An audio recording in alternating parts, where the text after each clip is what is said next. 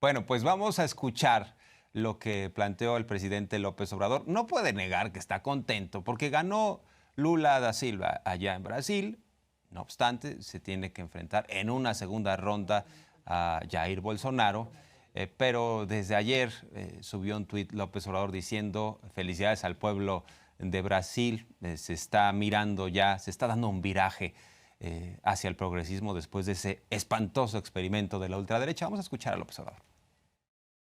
Primero, felicitar a todos los brasileños, nuestros hermanos, porque fue una jornada democrática, ejemplar. Ya quedó atrás el tiempo aciago de los golpes de Estado, del tomar el poder por la fuerza. Ya en Brasil y en toda América es la vía democrática la que predomina. Eso es muy importante. Vamos hasta Brasil con mi compañera Claudia Martínez. Mi colega no requiere mayor presentación, la conocen bien. Estimada Claudia, ¿cómo estás? Te habla Jorge Armando Rocha desde la Ciudad de México. Pues Lula ganó, pero no noqueó. Ahora, eso es lo que estaban indicando las encuestas, que se iba a quedar cerca de ganar en la primera vuelta. Sin embargo, bueno, pues estamos hablando de que son 5 millones, más de 5 millones de votos de distancia entre Lula y Bolsonaro. Eso quiere decir que para Bolsonaro está muy cuesta arriba la segunda vuelta. ¿Cómo ves la cosa? ¿Cómo estás? Muy buen día. Te escuchamos, adelante. Se ve tu mano, se ve tu mano. Bueno. Ya estás al aire.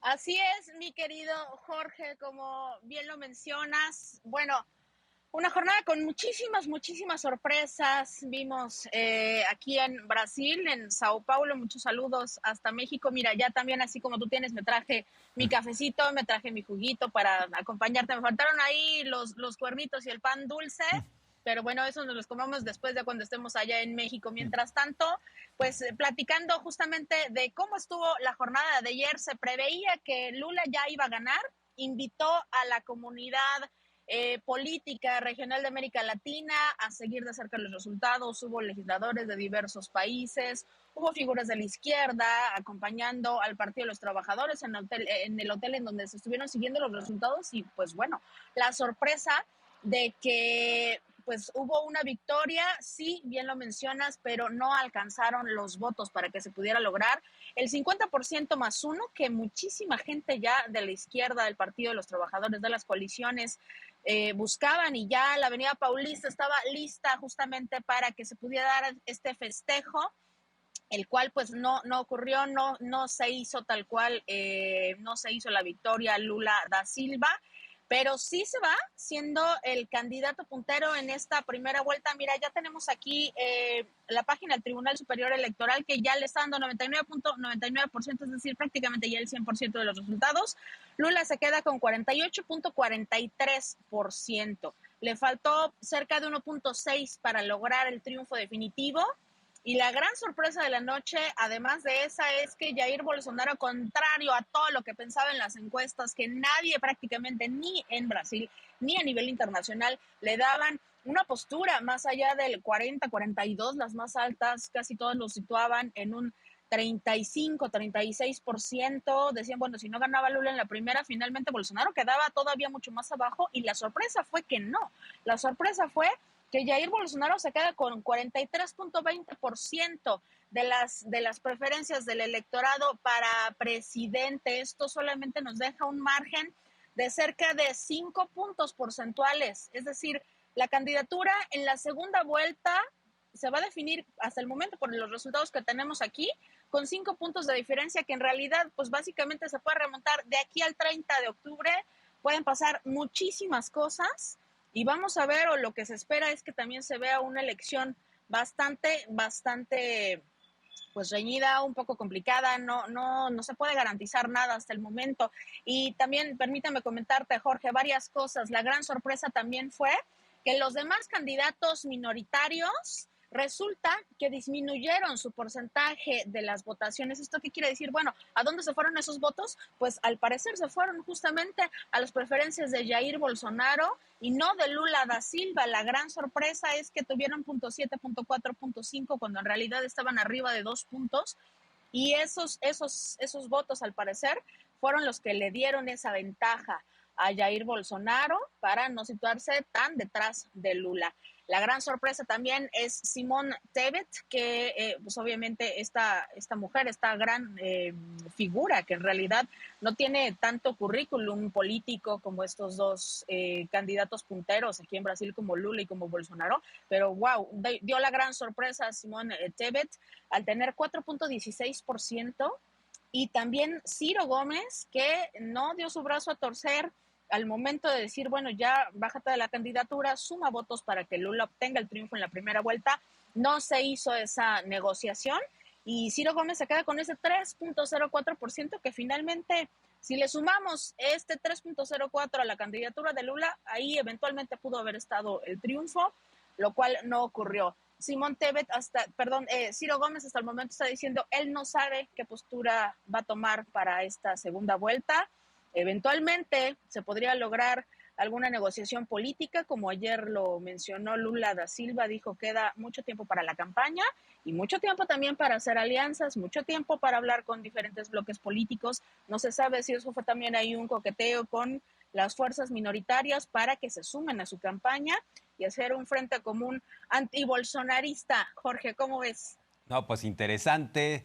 Estimada Claudia, ahora lo que observamos es que son más de 6 millones de votos de diferencia. Si bien a Bolsonaro no le fue tan mal, de cualquier manera va a ser muy difícil. 6 millones de votos, estamos hablando de 60 estadios Azteca, que tendría que de entrada recuperar para equilibrar la cosa Bolsonaro.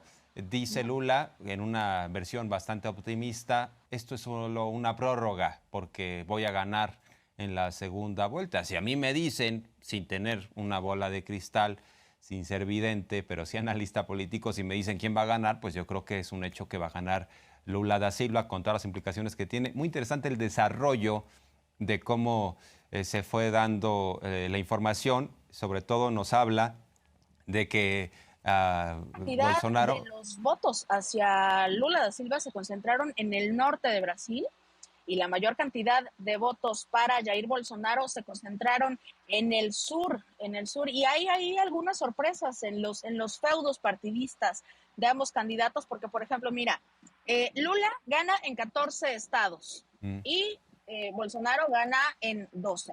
Tenemos este mapa, digamos, general, ¿no? Pero por ejemplo, Lula gana Minas Gerais, que se conoce obviamente pues, como por así decirlo, la joya de la corona. Se dice que quien gana en Minas Gerais gana la elección a nivel general, pero bueno, en el 2018 Minas Gerais fue para Bolsonaro y ahora cambió de preferencia, ahora ya justamente gana Lula da Silva.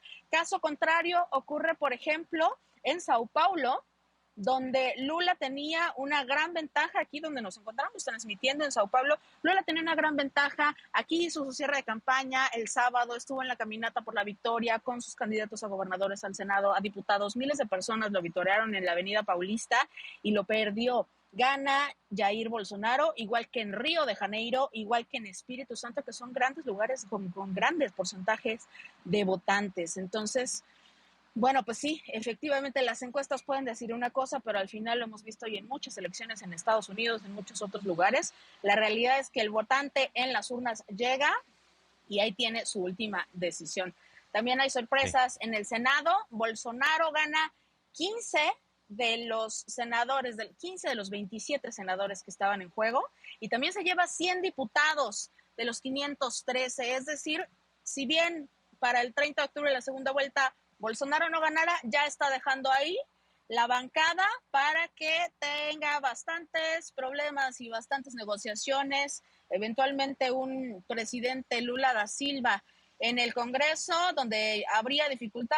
Varios analistas están diciendo que ya también habría problemas en la gobernabilidad, que van a tener ahí problemas para una eventual administración de Lula da Silva, Jorge. Bien, estimada Claudia, un placer. Muchas gracias por este análisis tan preciso. Un abrazo. Gracias por la información.